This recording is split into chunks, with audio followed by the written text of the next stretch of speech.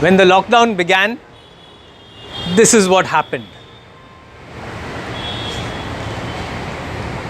And everyone was wondering, if the church is closed, how can we participate in the Eucharist? While everyone was still thinking, what should we do? We at Holy Family were just wondering, from where should we stream the Eucharist right to you?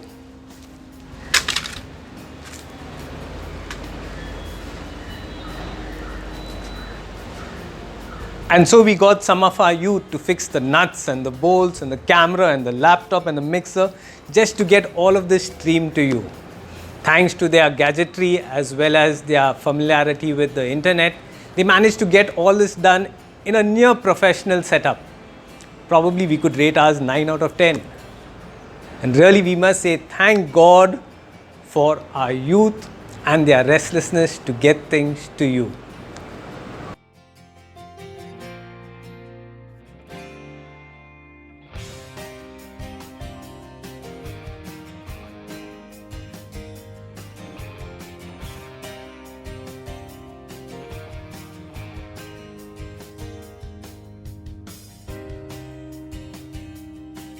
The next step was to have our very own YouTube channel, which required 1,000 people to subscribe to it, to permit the broadcasting and the recording of the Eucharist to be streamed. The word was out. All the parish WhatsApp groups were activated, and within the matter of few hours, the magic figure of 1,000 was easily breached.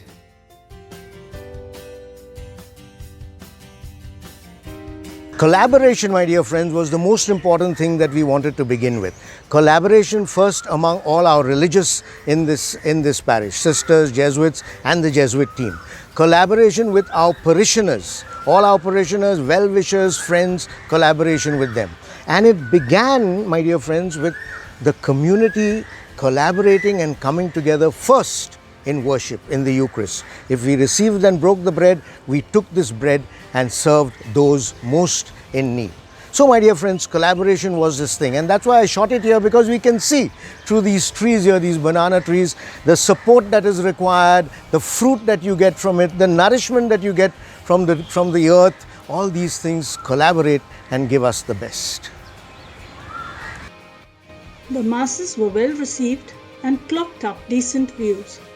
At the moment, an average of 600 to 700 people view the daily masses, and around 1000 to 1200 people watch the Sunday bilingual mass, both live and deferred. True to the Jesuit spirits, my dear friend, we began to wonder what more we could do for Christ. Because the news in the morning that was telecasted, the gloom that was surrounding our people was so terrible. And so we said, what more can we do for Christ? And we hit on this idea where Ignatius asks of us that every night before you go to bed, make your night points. That means the readings of the following day. And so we said, let us take this. A good night message by a variety of Jesuits was now streamed to the people. And the people went to bed comforted and assured that even though the situation was like this, they went to bed comforted and assured that God was with them. The innovation with the good night messages led to other Jesuits being invited to share these 3-minute scriptural meditations. Not a day went by without the phone not buzzing at around 9 p.m. with a video message relayed by Father Vinci. The messages went viral too. An appreciation poured in from parishioners, non-parishioners, and indeed people of other faith.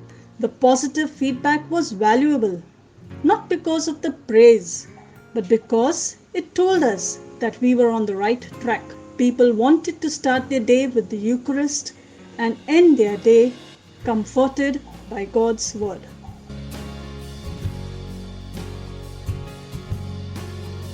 In the words of Pedro Arrupe from the Society of Jesus, in the Eucharist, Jesus becomes the voice of those who have no voice. He speaks for the powerless, the oppressed, the poor and the hungry. In fact, He takes their place. And if we close our ears to their cries, we are shutting out His voice too. If we refuse to help them, then our faith is indeed dead. During Holy Week, the religious superiors of the parish, along with parishioners, actively involved with our outreach programs, brainstormed over how to take the Eucharist and the washing of the feet from Maundy Thursday to the people who need it the most. With the lockdown rendering the poor vulnerable, it was decided that no family, be they of any faith or social status, would be allowed to go hungry in the parish. Simultaneously, the three sister congregations, Divya Jyoti, Vedruna and Divine Child, were entrusted with the responsibility of catering to the needs of those who lived at the margins of the society, namely the transgenders, rag pickers, auto rickshaw drivers and migrant labourers. The parish decided to seed this initiative with an initial amount of rupees 1 lakh and then raise the required funds from the people to meet this need. In the meantime, the 16 SSCs, working with pinpoint precision, brought in the required information, and by the middle of April, the first round of grain and grocery packets for a family of 5 and for a period around 15 days was delivered. The sisters simultaneously coordinated their distribution in their convents. This internetworking and collaboration between the Jesuits, sisters and SCCs resulted in the Corona outreach being effectively in place now. They opened not just their purses but their hearts as well. Thus far, almost 12 lakh rupees have been collected.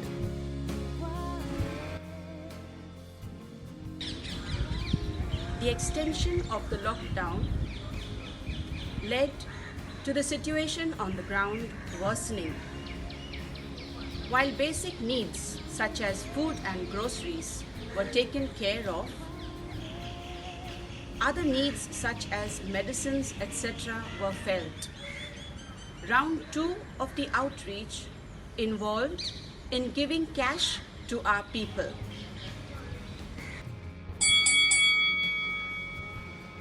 147 families, out of which 104 families were people of other faith, who were given an envelope of ₹1,000 on the feast of Saint Joseph, the 1st of May.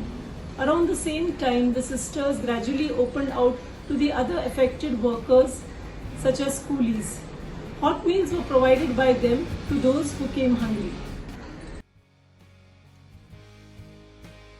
With our parish efforts to help those in need, our Holy Family High School opens its gates for the hundreds of migrant workers. Our school became a transit point for the migrant workers to assemble from where they could board buses to the railway station. Our school also helped the needy amongst its students, especially with Marathi section with money and ration. You know, my dear friends, it all began at this Eucharistic table. We suddenly realized that the Mass that we were streaming was not only for our parishioners and Holy Family, but now people of the Bombay were celebrating this Mass with us. And then we found people of the world also, many of them joining us in this celebration of the Eucharist. But then we said, if we are breaking bread at this table, at this altar, we have to share this bread with our hungry, with those who are going hungry and without a meal on the streets, the migrants, the poor, those who have lost their jobs. And so I appealed from the statue of Our Lady in our church, telling her to intercede with her son that they have no wine. And the miracle at Cana worked. Even though the world was talking of an economic crisis and everything crashing and the graphs showing that they were crashing, on this side it was on the increase. People with small contributions to people with big contributions were sharing their bit, their bread, so that the hungry could be fulfilled. And so, my dear friends, we found when we could see the hand of God, the presence of God leading us in a certain way as to what to do. That presence of God at this Eucharistic table, that presence of God in the cross, that presence of God in Mary who interceded with her son.